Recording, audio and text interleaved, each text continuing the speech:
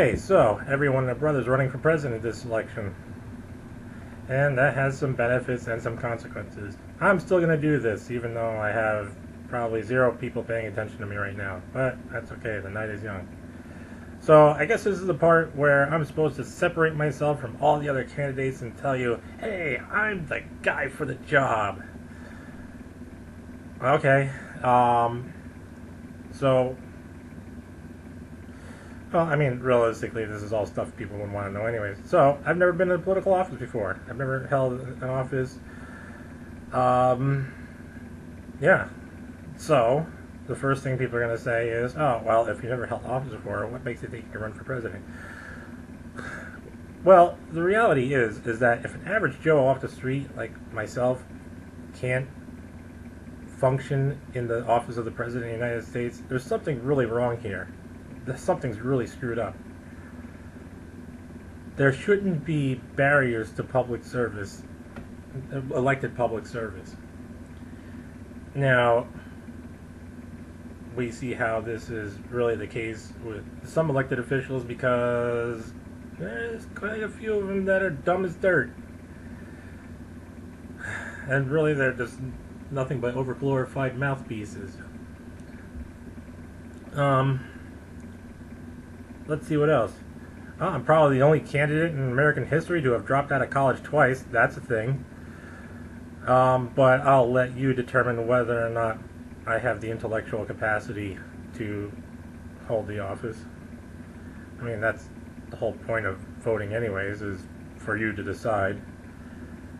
I do have some other things, but there are things I don't want to talk about right now. There are things that you as a voter would have the right to know, but they are things that are hard for me to deal with. So, and that may, that like anything else will probably swing your vote in one way or another. So, one thing I do want to take this opportunity to talk about is this whole notion of, why the Constitution is the way it is, the whole idea of a ruling class, this, that, and the other thing, and really, I want to talk about this whole idea of there being a select few people that are supposed to rule and govern because the masses are too uneducated to determine for themselves. Okay, here's my question. What happens when the ruling class is dumber than the masses? Because it's not like that's never happened or gonna happen.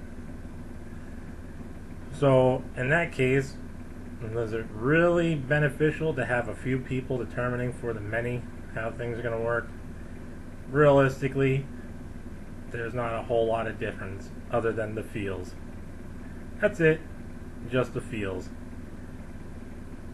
We have just as much odds of being a prosperous society as we do being a destructive society, whether it's a few people or many people, at least in the short term. If you look at the past, I'd say 100 or so years, you'll notice that, well, really more than 100 years, you'll notice that our country, the rules by which we are governed by, have gotten stupider. And our foreign policy is tantamount to something a spoiled 4-year-old on a tantrum would generate. So, educated few ruling over the masses. I've said before that no one's an island. No one's insulated from anything. And that goes for rich people as well. Now, let me get this out of the way, here and now, because I know I say shit about rich people. It's not. If there was somebody who had wealth and that wealth was benign, didn't affect the population one way or another, I really wouldn't give a shit. But you can't really have that. And I'll go into more detail on that at some point with appropriate discussion.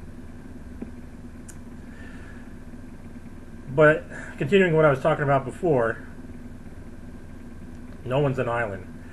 So a lot of things, if you notice throughout history, a lot of ideas and fads and whatever the hell else you want to think of that the ruling class has used to try and sway and manipulate and keep down the rest of us, you'll notice that it's affected them and their children as well. Because, well, look at Trump.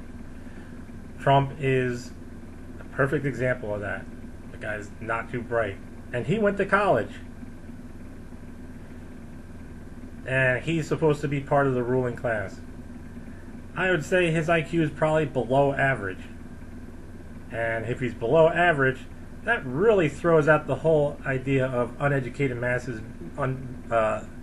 not being able to determine, or not being smart enough to determine their own fate. Because that's the definition of below average. So, that brings me to why I'm doing the whole campaign the way I want, or the way I'm doing it.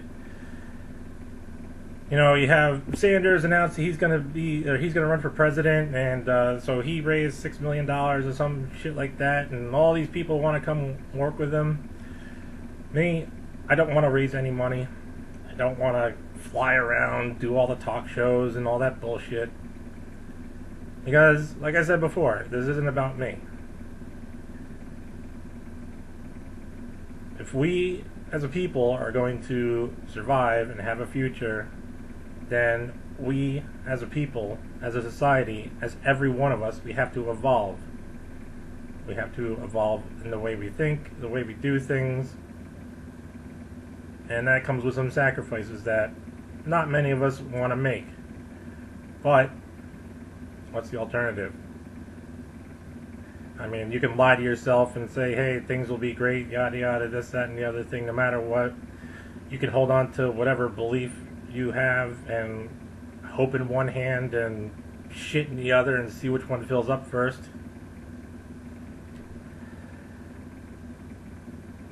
And that's why I'm doing this campaign the way I'm doing it. You know, Trump, Harris, Coffee Guy, Sanders, they're all an icon in one way or another.